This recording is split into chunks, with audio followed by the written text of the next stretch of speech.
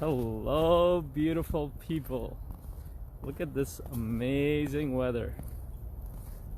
It's snowing. I know some of you might think that this is horrible weather, but I might convince you otherwise today. So today's video is on what are you focused on. Maybe I should turn the other way because the snow is right on my face. And I don't have my mic, so hopefully you can hear me properly. But the question is, what are you focused on in your life? Hey, Dean is here. Happy Saturday to you, my friend. Reporting here from the Great White North. It's beautiful, snowy, and amazing weather. So before I even jump into the topic, I want to tell you a quick story. The reason I think this is a beautiful weather is because I was born in a region where I was born within mountains, and one of my earliest memories, childhood memories, is watching my siblings play. Dean's like, I'm focused on the cold snow landing on you. like it, love it. Keep focusing on it. It's beautiful. Maybe it'll make me more beautiful. So one of my earliest childhood memories is that I was watching I think I was probably 3 years old, based on what I can gather from my parents and my siblings.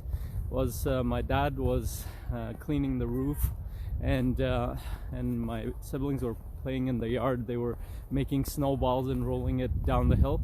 There was a little bit of a hill from what I remember.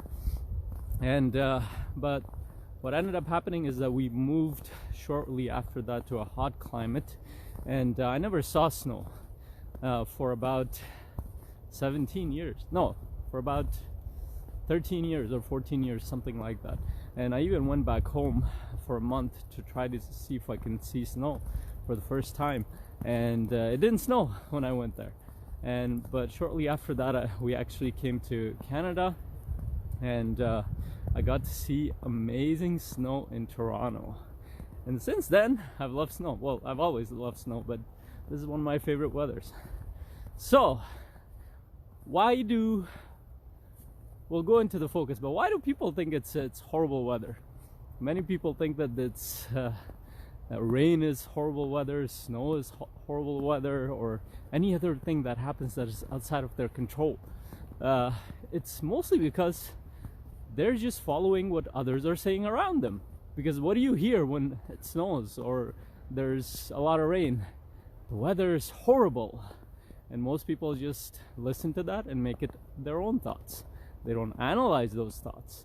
And that's the reason they live with the thought, and they connect it to the emotion that they're having a horrible day because the weather is bad. The weather is beautiful. If you choose to see the bad in something, it will be bad. In any case, I really urge you to watch my last video that I did, which is on your thoughts are not real. Most of our thoughts are a byproduct of our environment, and most of us have not analyzed our thoughts. So we feel the way we feel in relation to our life is because we're carrying unanalyzed thoughts. Now this kind of goes into what you're focused on.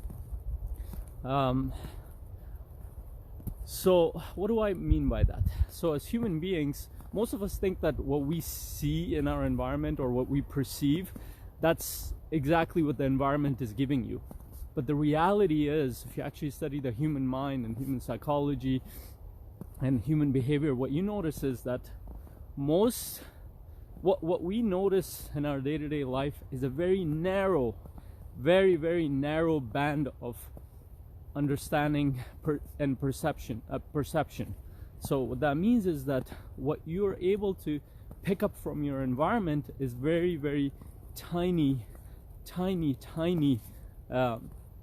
glimmer of light of what is available, based on your mind being a certain way. Your mind tends to focus on things that are important to you, that matter to you.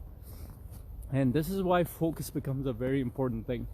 What we focus on is what we feel in our life. So this is where the problem comes. Most people are focused on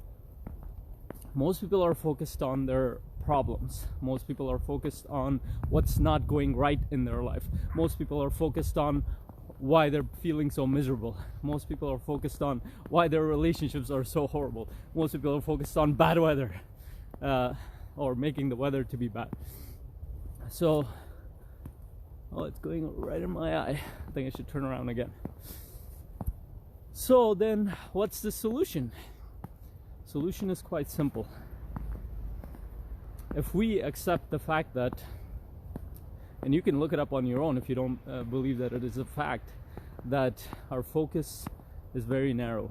The things that we feel and the things that we think are based on our focus, then your focus is your currency. What you focus on is how you're going to feel. So my question is, if you accept that, what is going to matter to you more? Sorry, not what is going to matter to you. What will benefit you more? If you focus on the things that you're not capable of doing, or your weaknesses, or if you focus on your strengths, if you focus on what is going to help you more, if you focus on the great parts of your relationships versus the parts that are not going good, what will help you more? If you focus on the things that are going good in your life versus the ones that are not going good. Now I want you to decide that. I want you to sit down and think about it. And not just think about it, but give it a try. Start focusing on the things in your life that are actually going good, that are great. And I'll give you a few tools that you can use for that. And I want to transition in relation to focus, into something that most people might not be aware of. And that is that most people live in their heads. What I mean by that is that most people are so busy with the thoughts that they have in their heads. They're just thoughts running over and over and over, and they're disconnected from their body.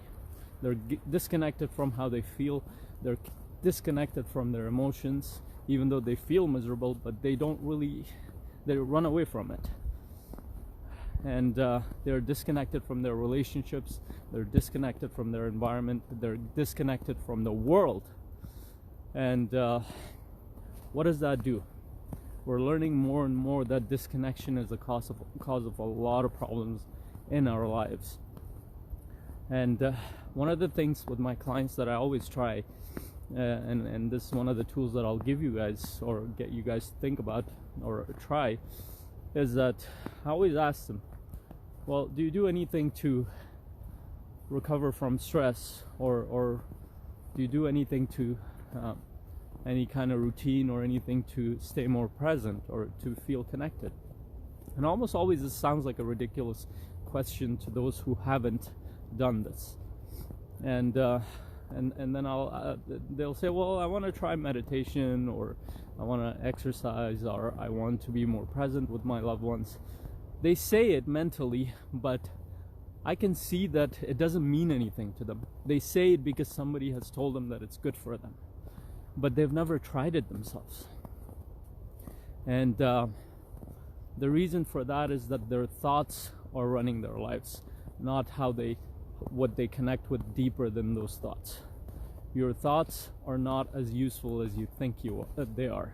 They're only useful if you work on them, if you focus in the right areas, if you create thoughts that help design your life a certain way, if you create thoughts that will solve the challenges in your life, if you create conscious thoughts that will help you live the life that you truly want.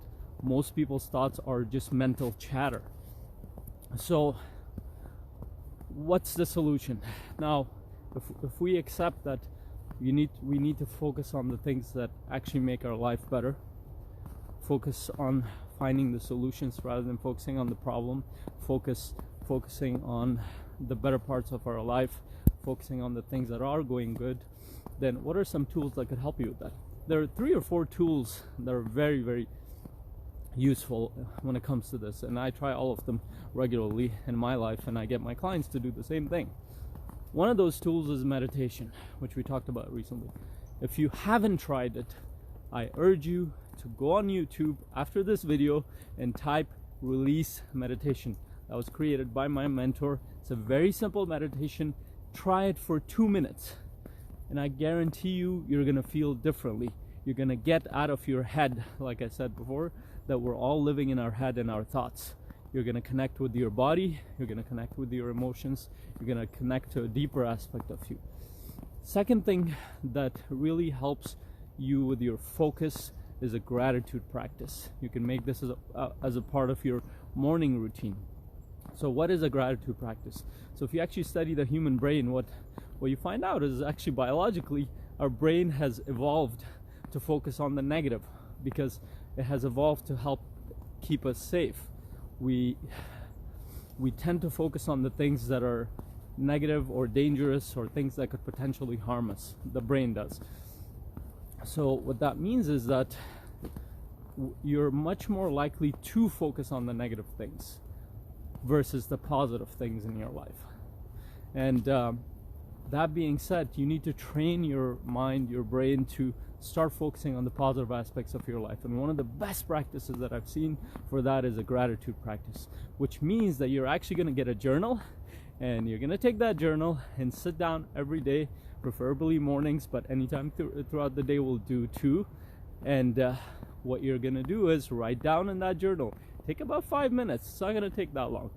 You're going to sit down and quiet, put on some calm music if you want. If you don't, it's fine. Or be in nature like this.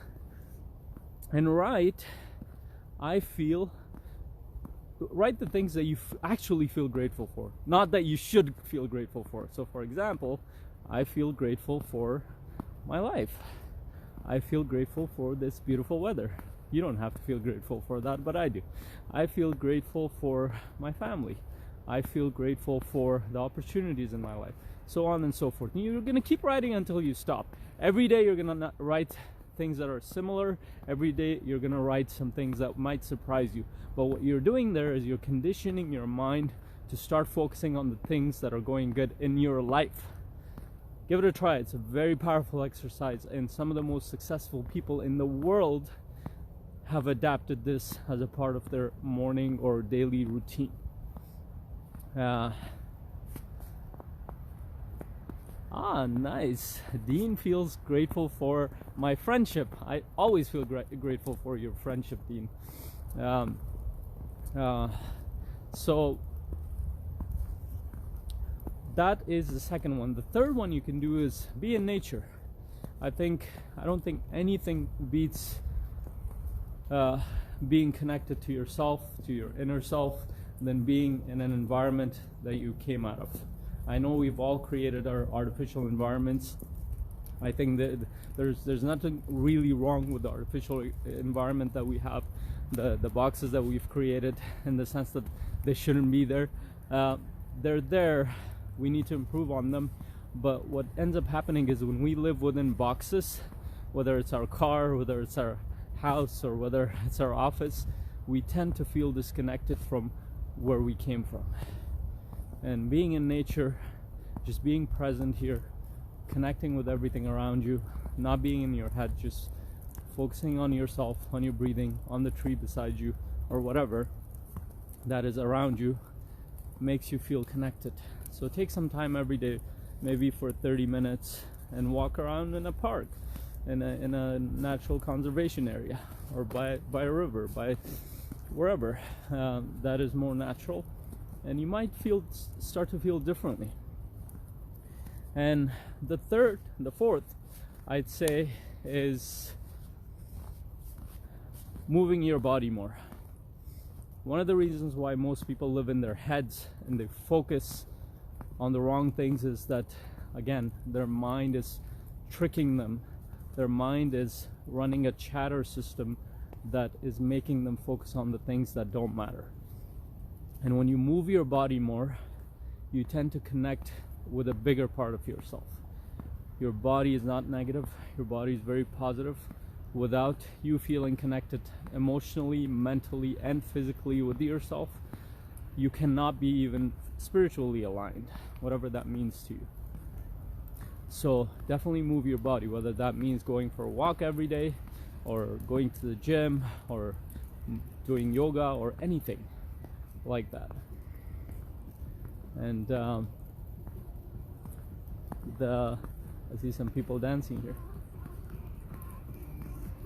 I think they're making a video too. So in any case, hey, you guys are making a video too? Yeah. Oh, there we go. We're all making videos. Best day. Best day, beautiful day to make a video. For sure. Good luck, guys. Yep. No problem. Okay. So they're making a video too. So like I said, move your body more. The fifth one is, I think, probably one of the most important ones for human beings. When you're around the people that you care about, for the love of God, love of the universe, love of anything that you care about, that you believe in, stop being on your goddamn phone. Get off your phone, put away your phone, stop being on your head, in your head. Pay attention to the people around you. Be present. If you lose that presence, if you stay in your head, and if you go into your thoughts again, then focus on your breathing, focus on the other person in the room, whether you're with your significant other, your children, your family. Put away your phone, put away all your distractions, put away your thoughts, and focus on them. Start connecting with people. When you disconnect from the people around you, you disconnect from yourself. Give these things a try and let me know how they go. So remember, I'll repeat them.